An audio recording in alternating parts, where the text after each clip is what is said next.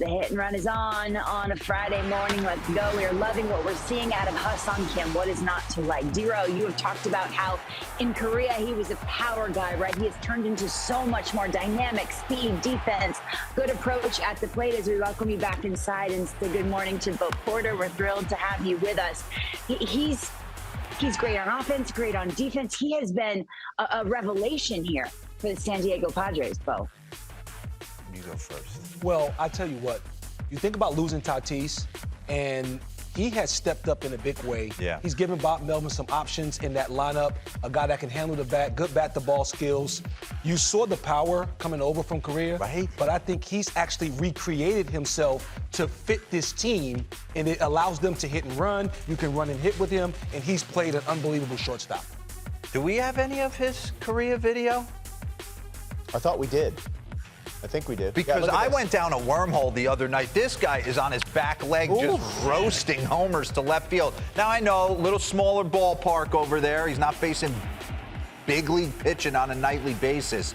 I think the biggest thing for me, Lauren, is the fans have really loved on this guy. The way they chant his name, that gives me goosebumps. Chant his name, yeah. Yeah, there's a good energy about him. And I'm going to be completely honest with you. With the way that Tatis has played defense at shortstop, I've always been a big proponent before everything went down of not moving him off short. But I think he better have his outfield glove when he comes to spring training next year, because this guy in the lineup is instant energy for this ball club. That's a really good point. He's got the fans. I love that. And the X factor is he's a great base runner. Yeah. You watch his instincts on the bases. And he scored from first on that He went first to home on a run and hit, base hit to right field. Yeah. First to home. Last time he had his outfield glove, Dero, you said, I didn't pay him to play outfield. I know. I was totally ago. dead set against it, but then I didn't know we were going to go down this whole, like, we almost got to punish him a little bit for what he's done, right? Yeah. Meantime, there's no doubt that Julio Rodriguez is going to be playing the outfield for many years to come for the Seattle Mariners. They had a breakthrough season, snapping that long playoff drought, and Scott Servais was asked the question, why should potential free agents consider Seattle in their decision-making process? Listen to what he had to say. We ended the drought. We're much more attractive now than we used to be. We have Julio. And we have Julio. Yeah, we have Julio. Well, I think when you look at the Seattle Mariners, they're one of the most exciting teams in baseball because of Julio. And I would agree with Scott Servais. When you enter the free agent market as a player, one, you're looking for an opportunity to win. You're looking for an organization that has a franchise player, because the organization is going to back that franchise player. It's a fan base that is starving for a winner. I mean, it's going to be a destination place for Major League free agents. I remember when I was a free agent in 2010 and San Francisco called, and I was like, Tim Lincecum, Matt Cain, Madison Bumgarner, Jonathan, I think that gives me my best opportunity to win a World Series.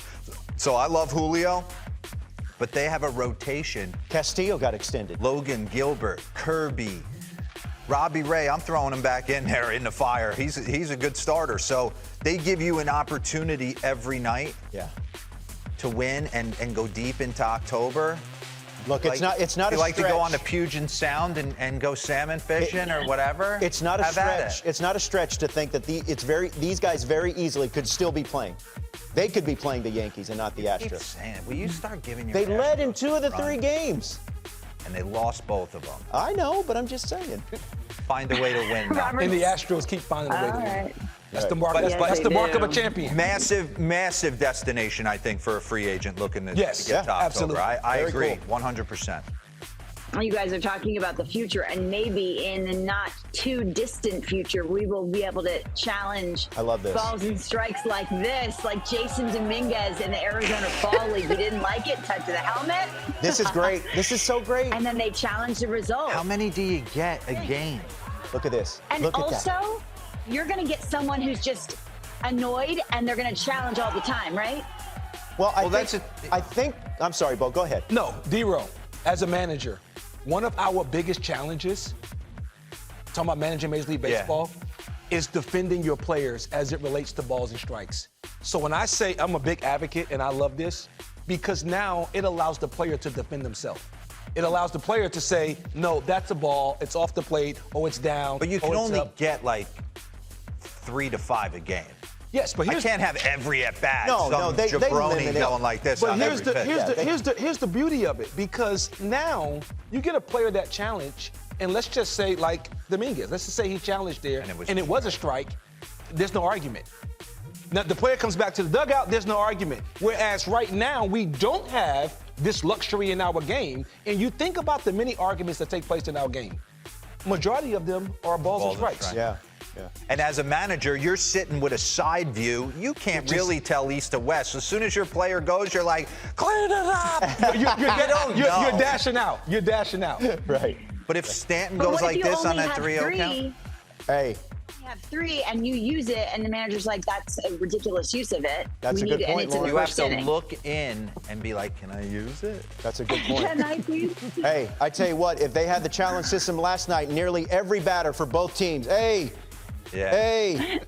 You know what, though? If That they strike take- zone if was they like an take the amoeba- was like an box amoeba. off the TV. Take the it would box off. Free these guys up because, I mean, this far off, we're like, it's emotional for us. Take the right? box off. I don't want to see it anymore. Those are those 50-50 calls that can go either way. Yeah.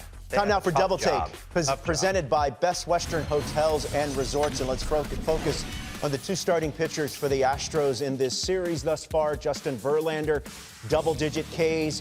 Framber Valdez, nearly double-digit Ks. Both go in excess of 100 pitches. Just one of the handful of reasons why the Astros are up 2-0 before the series moves to the Bronx tomorrow. This one from Matt. Now, Matt, I saw this. Now, listen, I'm not going to be counting. I am not You're a count 5-0 in the postseason. Start I am acting not like a it. count my chickens before they hatch or come home to roost, or what are we doing with the eggs? Hatch. Hey, Lauren, real quick, before we go to break, you're killing those interviews with Verlander and Pena. You're doing a great job. I Yeah. gotta give you a run.